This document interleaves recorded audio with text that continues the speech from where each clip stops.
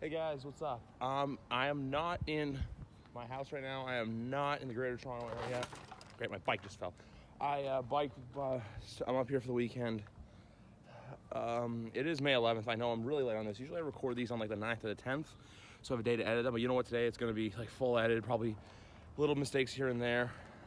Just did a bike ride from my actually I'm with my cottage from there to town, but I don't want to talk about that. This is another.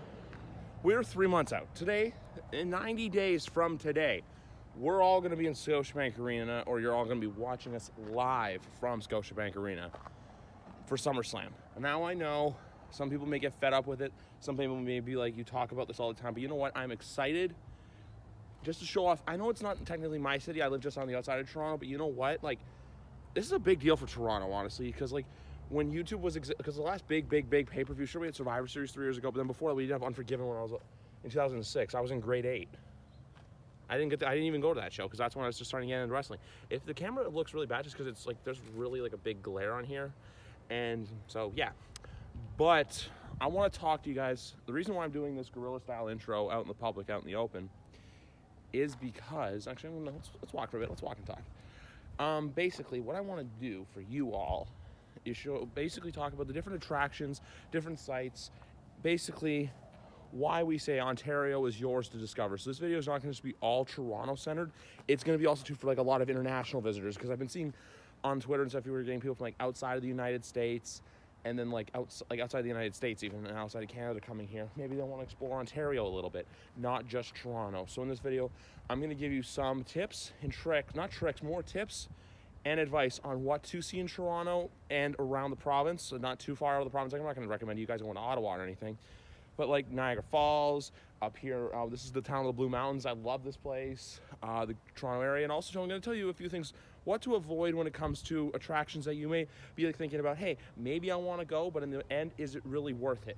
I'm going to give you all the lowdown on that coming up next, but the next time you see me, I'll be back for my bike ride. Peace, guys.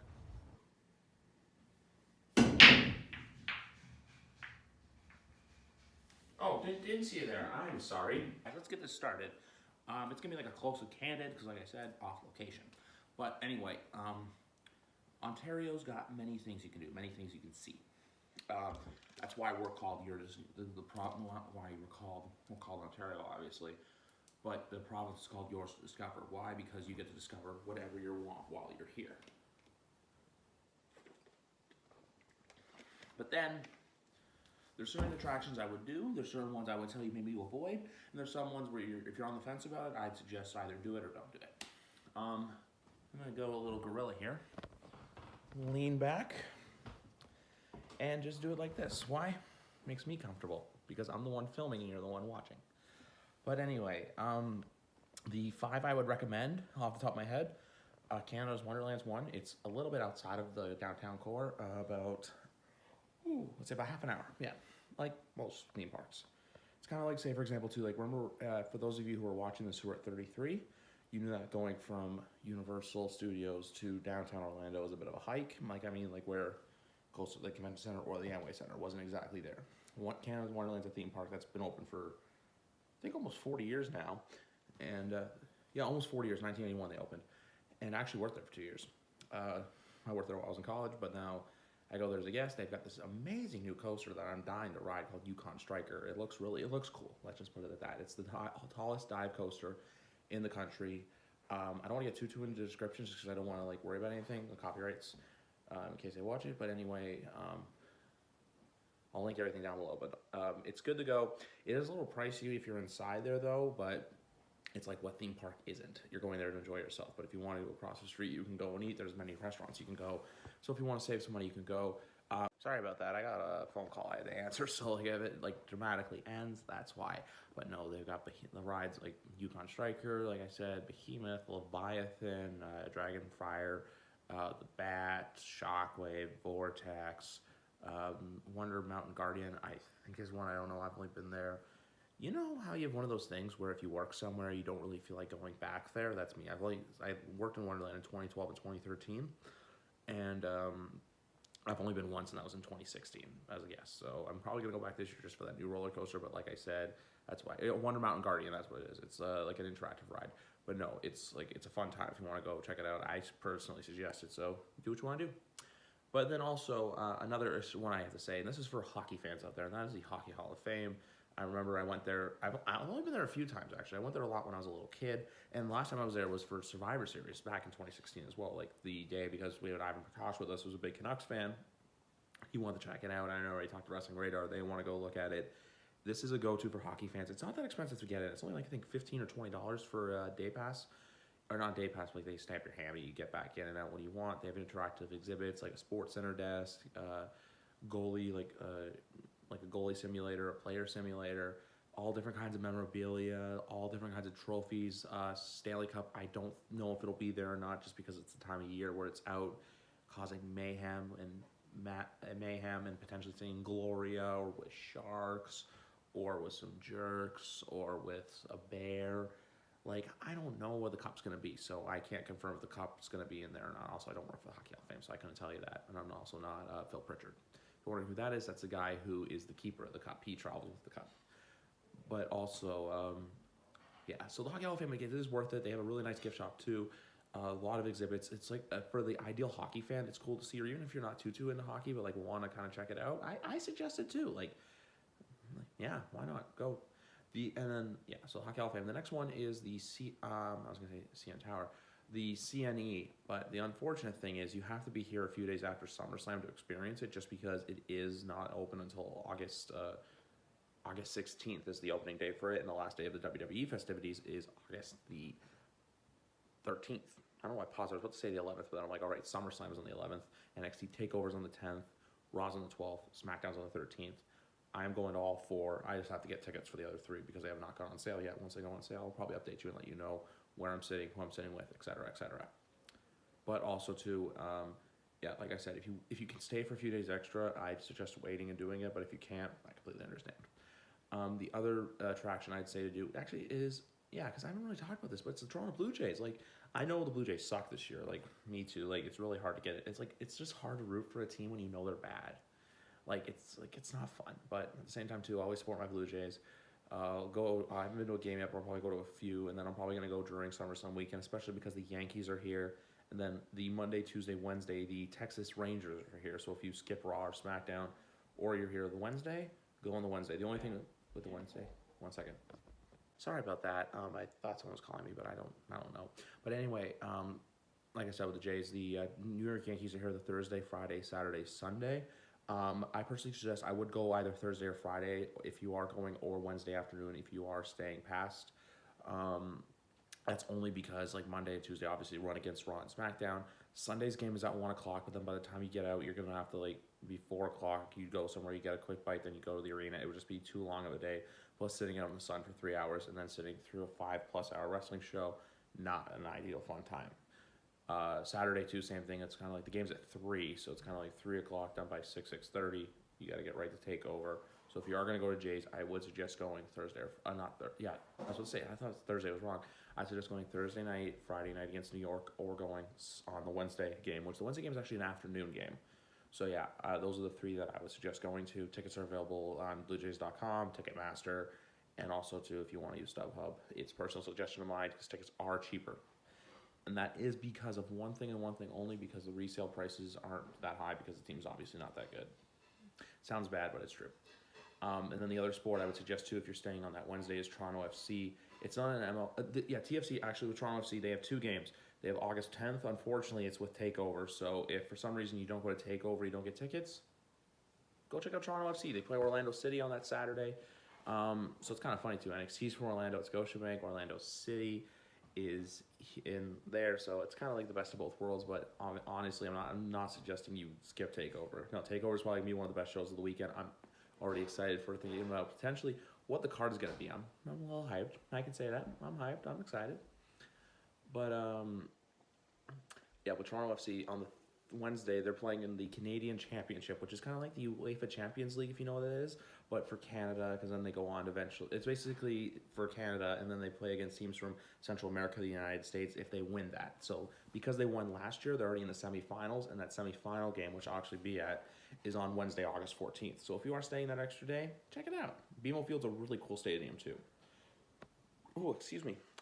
Yeah, but the next attraction I would suggest is, let's see, I could say the Eaton Center, but that's just a mall for shopping in. Like, go shop if you want to check it out. Queen Street's a good street to check out. Another attraction, I'm just trying to think on the top of my head, what can you do? You can take a ferry at the center island, do some exploring. CN Tower is another one. Like, obviously, I haven't been up in it. I've only been up once, believe it or not. Like, it's not something that, like, a lot of people from here, like, are eager to do. But if you want to go up there, be my guest. Like, I'm not going to push against it. It's a once-in-a-lifetime experience to go up to it. It's a really tall tower. I may go up there during SummerSlam if people want to go. Yeah, like, SummerSlam, I'm going to be like, yeah, let's do it. And also, too, there's not a lot I would suggest against. Oh, also, too, if you feel like driving, I'm going to talk about that in a minute. But the other attraction, too, that I'm kind of going to probably sway you away from is the Ripley's Aquarium. I went there last year for a Toronto FC event. And with the aquarium, like, it's just an aquarium with fish. Like, it's nothing special. And also, too, apparently it's like $40 to get in. So if you want to pay $40 to see some fish, like, there's easier ways to see fish. But yeah, just would not suggest it. That's all. I'll be back in a second, guys. All right, let's walk and talk. I want to find somewhere a little more quiet. So basically, now we go up the stairs. I tried doing this before, but the cameras looked the other way around, and it looked really stupid. But. So far, let's see. We talked Canada's Wonderland. We've talked. Where else have we talked about? Canada's Wonderland, Hockey Hall of Fame. I told you about Eaton Center, Queen Street, just some stuff. See King Street, Adelaide. Like, there's these streets, but streets aren't attractions. I just said them because it was like a hey, why not? But also, get to lay down now. Feels right.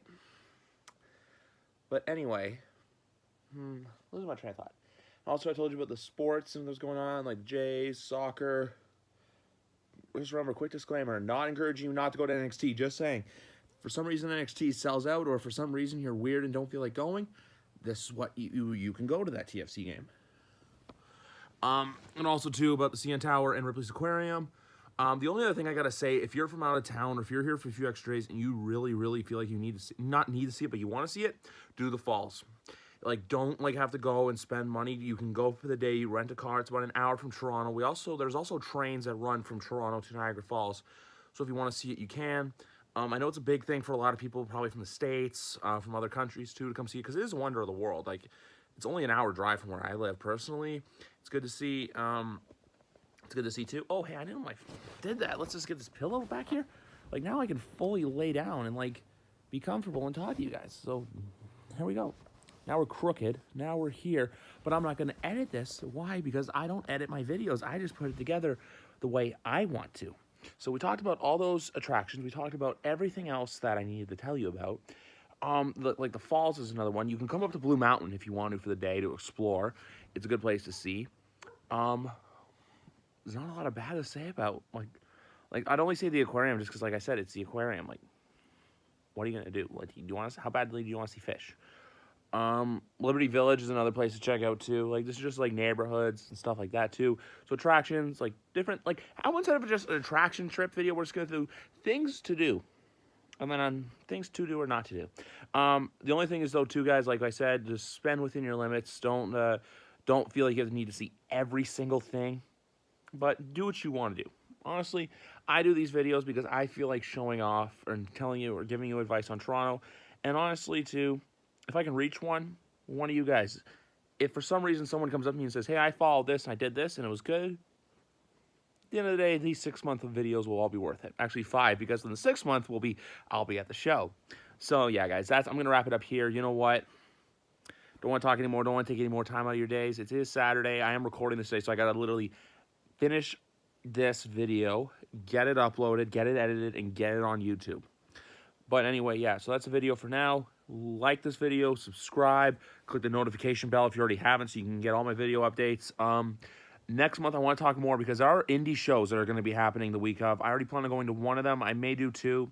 Just depends on everything else. And then also, too, once it comes down the pipeline, I want to do, that's going to be June. So indie show will be June. And then July probably be, I'm not sure what I'm going to do for July. I want to do Access depending on what it, like if there is Access going on, which I hope so.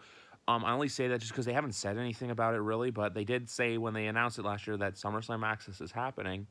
So with July, I'll kind of give you a bit of a, not tips, just basically more about tips about Access overall. Because all Accesses are the same. Ever since they switched the format up, though, I have not been to it. The last Access I did was for 34 last year in New Orleans.